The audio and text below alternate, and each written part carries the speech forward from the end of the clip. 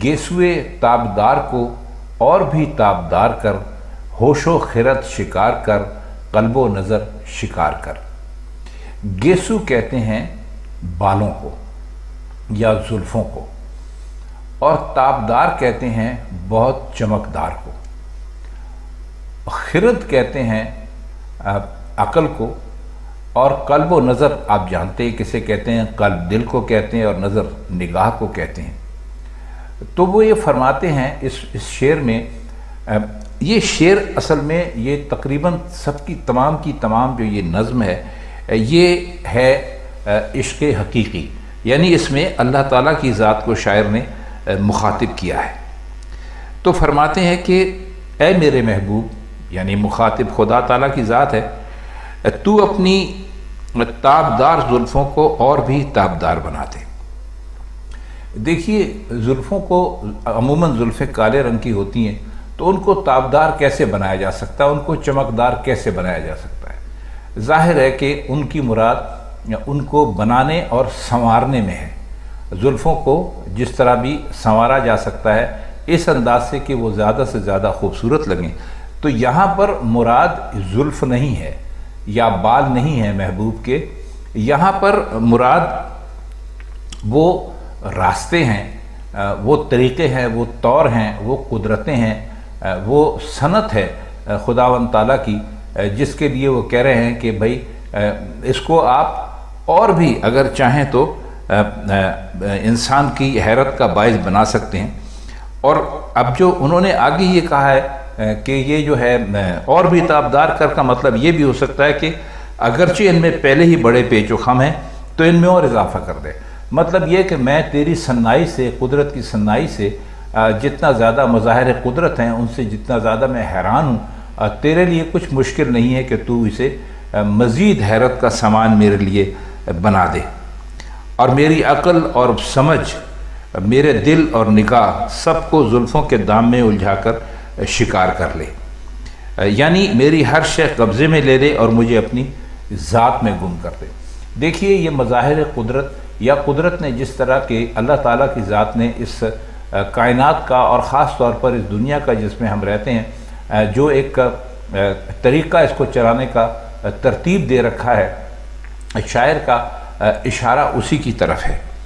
और वो यही शायर यही कहता है अल्लाह ताला की ज़ात से मुखातिब होकर कि हमारी तो अक़ल और हमारी समझ और हमारी जो होश और हवास हर चीज़ हैं वो पहले ही बहुत हैरान हैं, और पहले ही उनकी समझ में कुछ नहीं आता कि तेरी इस सनत को देखकर वो क्या कहें, वो क्या करे, वो क्या ना करे। तो वो कहते हैं कि तू कादिर है हर चीज़ पे, और हर चीज़ जो है वो तेरी इतनी हैरान कर देने वाली है, और मैं ये चाहता हूँ कि तू अपनी मेहरबानियों और तू अपनी हैरतों का सिलसिला मुझ पर और ज़्यादा खोल दे और ज़्यादा आम कर दे, और इसके दाम में, इसके जाल में मुझे शिकार कर ले, और मेरी हर चीज़ अपने कब्ज़े में ले ले और मुझे अपनी ज़ात में गुम कर दे।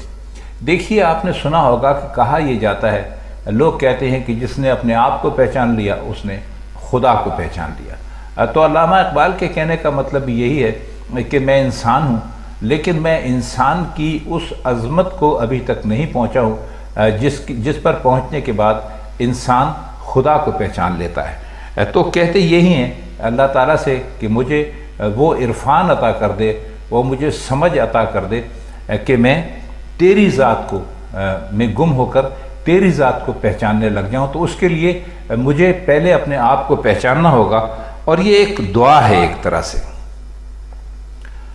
अगला शेर है, इश्क भी हो हिजाब में, हुस्न भी हो हिजाब में, या तो खुद आश्कार हो या मुझे आश्कार कर।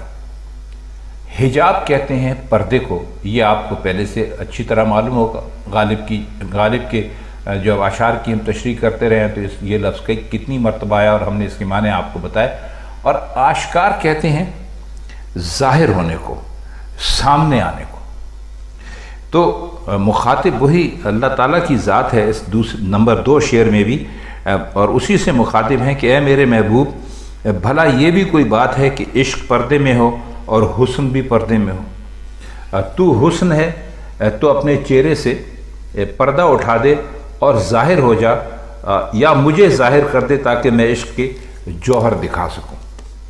بات وہی کرنے کی کوشش کر رہے ہیں، دعائیہ ایک طرح سے خواہش ہے کہ اللہ تعالیٰ کی ذات کو بے حجاب دیکھنا چاہتے ہیں۔ یہ ہم نے آپ کو غالب میں بھی کافی تصریح کے ساتھ ہم یہ بات آپ کو بتا چکے ہیں، غالب کے جب ہم مطالب کر رہے تھے اس میں بھی، کہ حسن کیوں چاہتا ہے کہ عشق کیوں چاہتا ہے کہ حسن اس کے سامنے آئے، اور اگر حسن پردے میں رہے گا اور عشق بھی پردے میں رہے گا تو وہ سلسلہ بن نہیں پائے گا، وہ کہانی بن نہیں پائے گی جس سلسلے یا جس کہانی کو عاشق بنانا چاہتا ہے یا بڑھانا چاہتا ہے۔ تو وہ آرزو یہاں پر بھی یہی ہے، فرماتے ہیں کہ جو میرا عشق ہے تیری ذات سے وہ بھی تیری مرضی کے مطابق چھپا ہوا ہے، اور جو تیرا حسن ہے وہ بھی میرے سامنے نہیں ہے، تو یا تو پھر اس طرح کر کے مجھے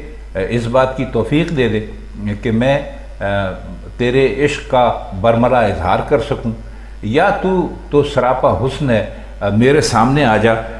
یہ کوئی بات نہیں ہوئی کہ عشق بھی پردے میں ہو اور حسن بھی پردے میں ہو، یہ بات جو ہے میری تسلی کے لیے کافی نہیں ہے۔ شعر نمبر 3 ہے، تو ہے محیط بے کراں میں ہوں ذرا سی آبجو، یا مجھے ہم کنار کر یا مجھے بے کنار کر۔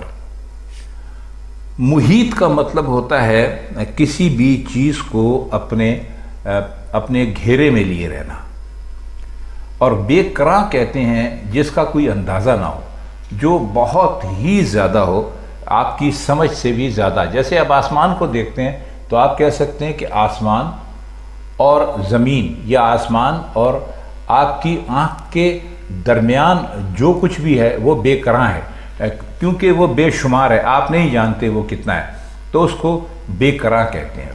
اور آبجو جو ہے وہ کہتے ہیں ندی کو، اور ندی بھی چھوٹی ندی کو کہتے ہیں آبجو۔ آپ پانی کو کہتے ہیں تو اسی سے آپ اس کو سمجھ لیجئے۔ تو فرماتے یہ ہے کہ اور ہمکنار جو ہے، ہمکنار کہتے ہیں اپنی آغوش میں لے لینا، اپنی منزل پہ پہنچ جانا، کسی چیز کو حاصل کر لینا۔ اور بے کنار کہتے ہیں وہی، اس کو بھی آپ یہاں پر بے کراں کے معنوں میں سمجھ سکتے ہیں۔ تو فرماتے یہ ہیں اللہ تعالیٰ سے کہ تیری ذات ایسی ہے جو کہ ہر چیز پر چھائی ہوئی ہے، قادر ہے، اور میری مثال ایسی ہے کہ جیسے کوئی چھوٹی سی ندی ہوتی ہے۔ تو یہاں بھی اسی خواہش کا اظہار ہے کہ یا تو اللہ تعالیٰ سے کہتے ہیں کہ تو ایک ایسا سمندر ہے جس کے کنارے کا کچھ پتہ نہیں ہے، اور میں ذرا سی ندی ہوں، تو مجھے اپنی آغوش میں لے لے تاکہ میں بے کنار بن جاؤں، یا مجھے کو وسعت دے کر بے کنارہ کر دے۔ اب اس میں آرزو وہی ہے کہ اللہ تعالیٰ کی ذات میں گم ہو جانا چاہتے ہیں، یا کہتے ہیں کہ پھر مجھے بھی ایسا ہی بڑا بنا دے جیسا کہ بڑا تو ہے۔ بڑا تو ہونے سے مطلب یہاں پر خدا نہ خواستہ شاعر کہیں نعوذ باللہ خدا کی طرح بننا نہیں چاہتا، بلکہ وہ یہ کہنا چاہ رہا ہے کہ اگر تو مجھے اپنے آپ میں جذب کر لے، ایک ندی ہو کے میں تیری ذات میں اگر گم ہو جاؤں تو میں بھی تیری طرح بے کنار ہو جاؤں گا۔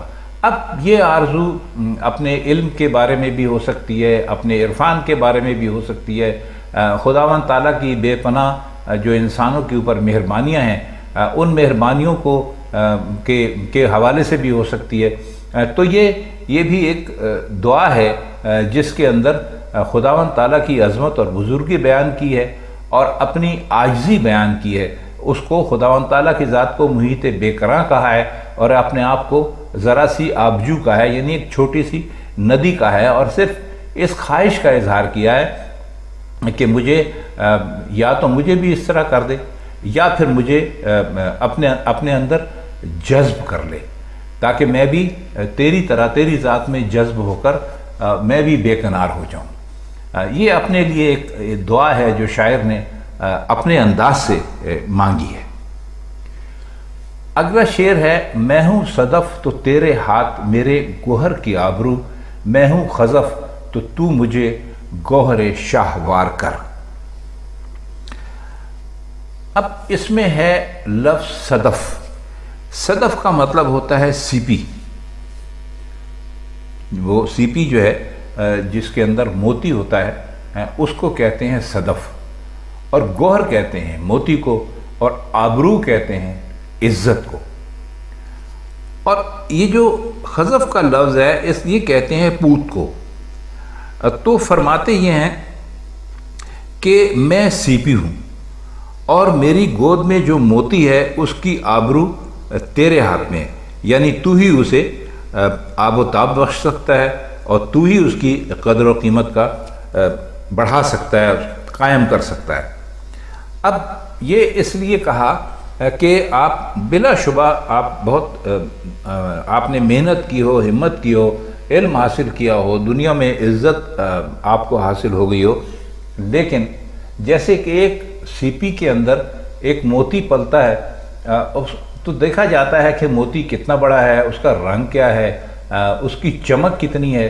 جب یہ ساری چیزیں تسلی کے مطابق ہوتی ہیں اور وہ نگاہوں کو اچھا لگنے لگتا ہے تب اس کی قیمت کا اندازہ کیا جاتا ہے.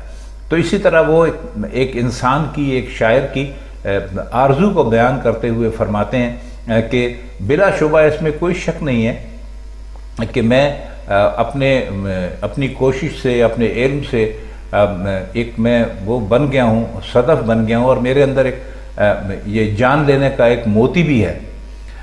لیکن یہ ایسا موتی مجھے بنا دے کہ جو بادشاہوں کے لائق ہو, شاہوار ہو یا شاہوار کر, یعنی بادشاہوں کے لائق ہو.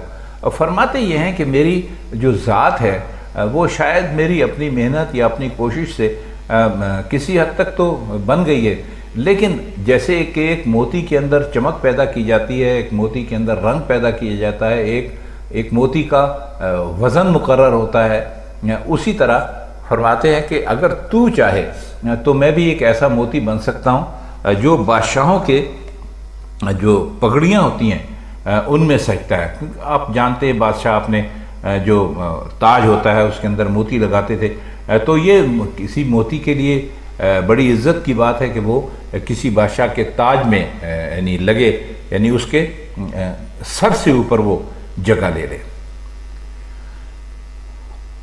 شعر ہے نغمہ نو بہار اگر میرے نصیب میں نہ ہو, اس دم نیم سوز کو طائر کے بہار کر.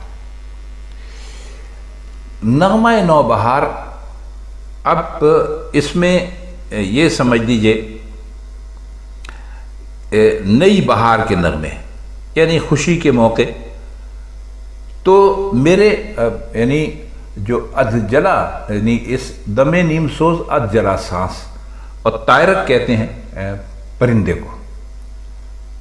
اچھا, فرماتے یہ ہیں اللہ تعالیٰ سے کہ تو نے مجھے مطلب یہ ہے کہ اگر نئی بہار کے نغمے میری قسمت میں نہیں ہیں تو میرے اد جلے سانس کو بہار کی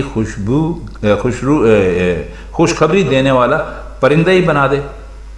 اب اس میں ذرا غور کرنے کی بات یہ ہے کہ علامہ اقبال نے یہ شعر کیوں کہا. مطلب یہ ہے کہ میری عمر مسلمانوں کو دنیا میں اثر نو عروج کی منزل پر پہنچانے کے لیے وقف رہی. ظاہر ہے کہ آپ جانتے ہیں کہ علامہ اقبال اپنے کلام کے ذریعے سے بھی اور جو ان کی سیاسی مصروفیات تھیں اس کے ذریعے سے بھی ان کی بڑی خواہش تھی, ان کی ساری شاعری اس سے بھری پڑی ہے کہ وہ چاہتے تھے کہ مسلمان کسی طرح اپنا گزرا ہوا عروج دوبارہ حاصل کر رہے. تو فرماتے یہ ہے کہ اگر یہ عروج جو ہے وہ ایک میرے لیے ایک بہار یعنی بہار سما ہوگا, بہار کی طرح کا ہوگا. تو اگر میں اس عروج کی بہار دیکھنے کو زندہ نہیں رہ سکتا تو اے اللہ تعالیٰ اپنے لطف و کرم سے ایسی صورت پیدا کر دے کہ میرا وجود دور عروج کی تمہید بن جائے. مقصد یہ ہے کہ ابھی تک جو کوششیں کرتے رہے ہیں سمجھتے ہیں کہ میں ان کوششوں میں کامیاب نہیں ہوا. تو فرماتے ہیں کہ شاید میں جو محنت کر رہا ہوں, جو ہمت کر رہا ہوں, جو میری شاعری ہے, جو میری سیاسی مصروفیات ہیں. اب علامہ اقبال کی سیاسی مصروفیات کیا تھیں اب یہ یہاں پر بیان کرنے کا موقع نہیں ہے, مختصراً ہم آپ کو صرف یہ بتا سکتے ہیں، اور آپ تاریخ میں بھی پڑھ سکتے ہیں کہ علامہ اقبال کی ہمیشہ یہ کوشش رہی کہ ہندوستان کے مسلمان تو اپنی جگہ، دنیا بھر کے مسلمان اپنا کھویا ہوا وقار، دبدبہ اور اپنا عروج حاصل کرنے. تو فرماتے ہیں کہ اگر میں وہ عروج دیکھنے کے لیے زندہ نہ رہوں تو کم از کم میرا نام اس عروج کے لیے کوشش کرنے والے یا اس کی خواہش کرنے والے لوگوں میں ضرور شامل ہو جائے. شعر ہے اور یہ بہت ہی مشہور ہے. باغ بہشت سے مجھے حکم سفر دیا تھا کیوں، کارے جہاں دراز ہے اب میرا انتظار کر. باغ بہشت جنت کو کہتے ہیں، اور حکم سفر کرنے کا حکم، اور کارے جہاں دنیا کے کام دراز ہے، بہت لمبے ہیں، اب میرا انتظار کر. ظاہر ہے اس کے لیے تو کوئی خاص مطلب کرنے کی ضرورت نہیں ہے. اب اس شعر میں علامہ اقبال نے اپنے آپ کو انسان بناتے ہوئے، صرف اقبال ہی کی بات نہیں کرتے ہیں، انسان کی طرف سے یہ شعر ہے کہ فرماتے یہ ہیں اللہ تعالیٰ سے کہ مجھے تو نے پیدا کیا تھا، میں جنت میں رہتا تھا، بہت مزے کرتا تھا وہاں پر، اور تیرے ذات سے ہر وقت میں جڑا رہتا تھا.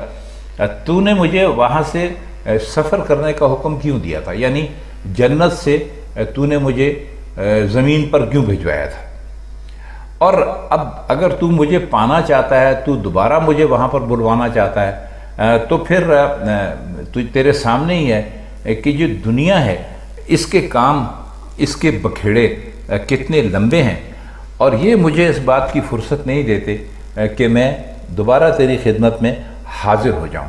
کارے جہاں دراز ہے کہ مطلب ہے کہ انسان، آپ جانتے ہیں دنیا میں ہر انسان کے ساتھ بے شمار جھگڑے لگے ہوئے ہیں، اولاد کا ہے، زمین کا ہے، جائیداد ہے، نوکری ہے، کھانا پینا ہے، یہ ہے وہ ہے. تو یہ سب کو انہوں نے کارے جہاں یعنی کہہ کر اس شعر میں لکھا ہے، یعنی دنیا کے کام. تو اس لیے فرماتے ہیں کہ اللہ تعالیٰ سے کہ اگر تو چاہتا ہے کہ میں تیرے پاس آ جاؤں تو تجھے تھوڑا انتظار کرنا پڑے گا، کیونکہ یہاں دنیا میں جہاں تو نے مجھے بھیجا ہے میرے ساتھ بہت سارے جھگڑے لگے ہوئے ہیں. تو خواتین و حضرات، یہ علامہ اقبال کی مشہور نظم گیسوئے تابدار کو اور بھی تابدار کر، اس کے کچھ مشکل الفاظ کے معنی اور اس کے کچھ مطالب تھے جو ہم نے آپ کی خدمت میں پیش کرنے کی کوشش کی. اگر آپ کو یہ سلسلہ پسند آتا ہو تو کمنٹس میں اپنی رائے کا ضرور اظہار کیجیے، ہم منتظر رہیں گے. تو بس آج کے لیے اتنا ہی. کل انشاءاللہ علامہ اقبال کے ہی کلام کے ساتھ ہم آپ کی خدمت میں پھر حاضر ہوں گے. تب تک کے لیے ہم چاہتے ہیں آپ سے اجازت. خدا حافظ.